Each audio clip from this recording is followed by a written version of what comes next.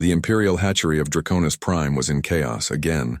Lord Vexthor, the venerable dragon keeper whose scales gleamed like polished obsidian, stood in the grand observation chamber with his wings twitching in barely contained frustration. Before him, 3 holographic displays showed empty nests, their shimmering force fields intact but their precious occupants inexplicably gone. "This is the 5th time this lunar cycle," he growled, smoke curling from his nostrils. 5 times the royal hatchlings have breached security that has stood for 10,000 years. Commander Zephyra, her crimson scales reflecting the emergency lighting, consulted her datapad with increasing agitation. "My lord, it's impossible. The containment fields are functioning perfectly. The biometric locks show no signs of tampering. The hatchlings simply vanish." "Dragons do not simply vanish, Commander," Vexthor snapped. "Find them. Now." What neither of them mentioned, what had become an embarrassing pattern, was where the hatchlings were always found.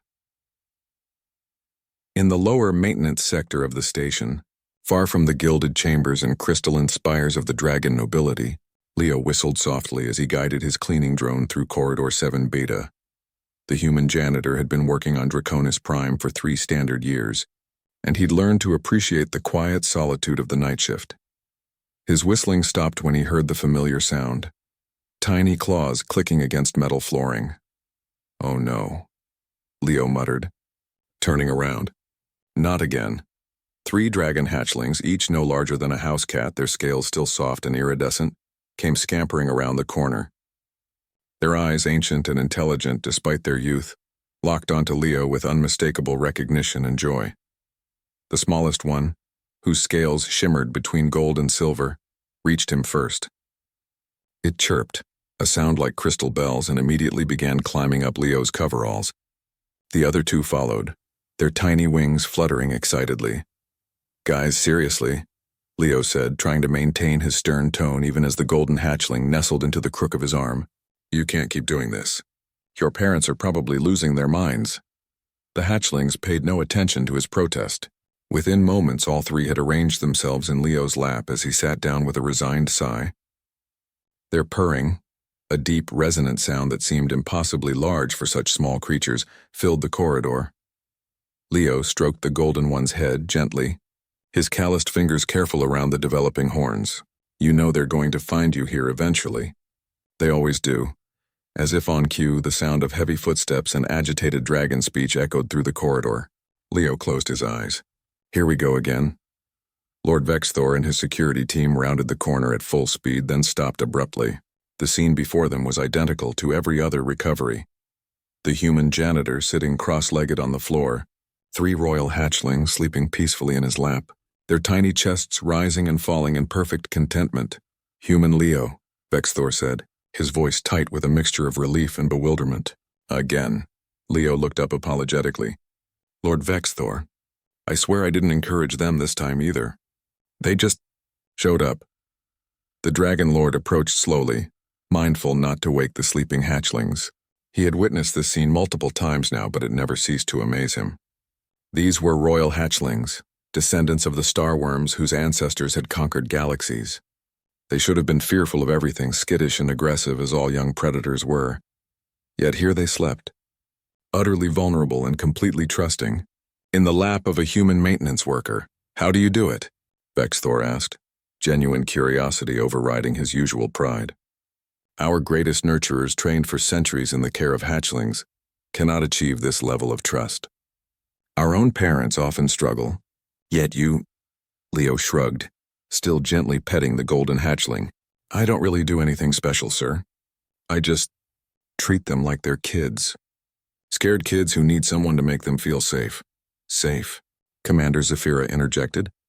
"They are in the most secure facility in the sector, protected by technology and magic that's the problem, isn't it?" Leo interrupted gently.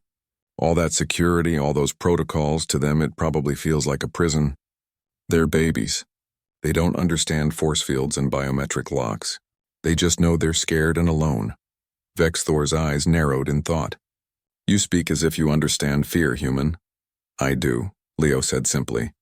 "Where I come from, humans don't hatch with armor and wings. We're born small and helpless. We survive because someone takes care of us, makes us feel safe. Maybe that's something dragons forgot with all your power and technology. The Dragon Lord was silent for a long moment. Around him, his security team shifted uncomfortably. It was borderline blasphemy for a human, a janitor, no less, to lecture a dragon elder about childcare. But Vexthor was 10,000 years old, and he had not survived that long by ignoring truth when it presented itself. The hatchlings breach our security, he said slowly. Not because they are escaping danger, but because they are seeking comfort. Yeah, Leo agreed. And somehow they decided I'm comfortable. The golden hatchling stirred, making a small, contented sound. Its tiny talons gripped Leo's coveralls tighter, as if afraid of being separated. Vexthor made a decision that would have shocked the entire dragon nobility. Human Leo, I am reassigning you. Leo's eyes widened. Sir, if this is about the hatchlings, I really didn't. You are being promoted to Royal Hatchery Assistant, Vexthor continued. Effective immediately. Your duties will include overnight care and comfort provision for the Royal Hatchlings.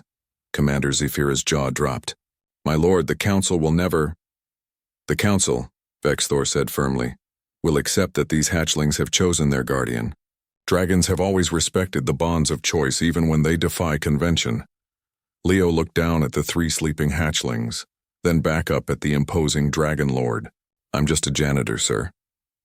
You are, Vexthor said, and for the first time there was warmth in his ancient voice. What they need. Perhaps that is more important than titles or scales or ancient bloodlines. Perhaps that is the most human thing of all, to provide comfort without condition, safety without ceremony. As the security team carefully transferred the sleeping hatchlings one by one, Leo found himself smiling. Tomorrow he would have a new uniform and new responsibilities. But tonight, he had helped 3 scared kids feel safe. Sometimes that was enough. Sometimes that was everything.